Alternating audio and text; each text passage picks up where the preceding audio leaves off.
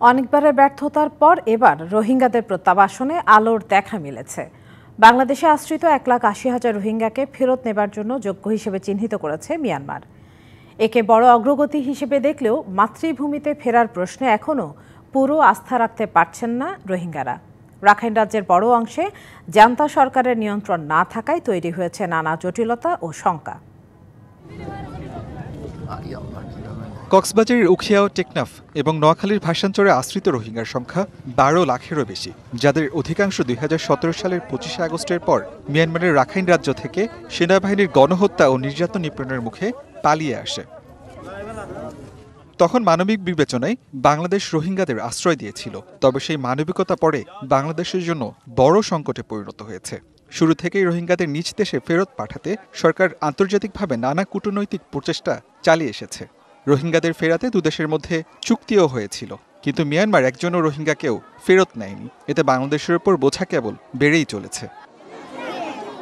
এমন পরিস্থিতিতে 2018 থেকে 2020 সালে বাংলাদেশের দেয়া আশ্রিত 8 লাখ রোহিঙ্গার তালিকা থেকে 1,80,000 রোহিঙ্গাকে ফেরত নেওয়ার জন্য যোগ্য হিসেবে চিহ্নিত করেছে মিয়ানমার কর্তৃপক্ষ।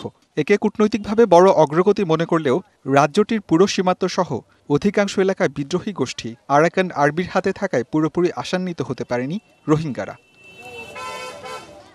কালার এক্সপার্ট, জর্জ স্যাপ এবং মাইল্ড অন হ্যান্ডস টেকনোলজি সমৃদ্ধ অরিক্স ক্রিস্টাল ওয়াশ আপনার জাতিসংঘের তত্ত্বাবধানে সেফ জোন প্রতিষ্ঠার প্রতিশ্রুতি পেলে মিয়ানমারে ফিরবেন, এমনটাই বলছেন রোহিঙ্গা নেতারা।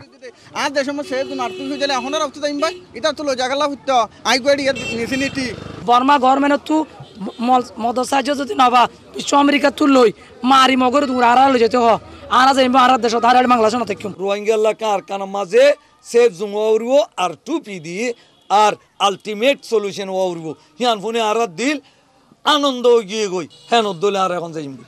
রোহিঙ্গাদের প্রত্যাবাসনে বহু উদ্যোগ নেওয়া হলেও তা বরাবরই ব্যর্থ। অন্তত এবারের উদ্যোগ যেন সফল হয় প্রত্যাশায় স্থানীয়দের। শুধুমাত্র 1,80,000 না, এখানে প্রায় 14 থেকে 15 লক্ষ রোহিঙ্গা উখিয়া টেকনাফে বসবাস করছে। পর্যায়ক্রমে তাদেরকেও কীভাবে তাদের নিজ দেশে ফেরত নিয়ে যাওয়া যায় সেটির ব্যাপারে উদ্যোগ নিতে হবে।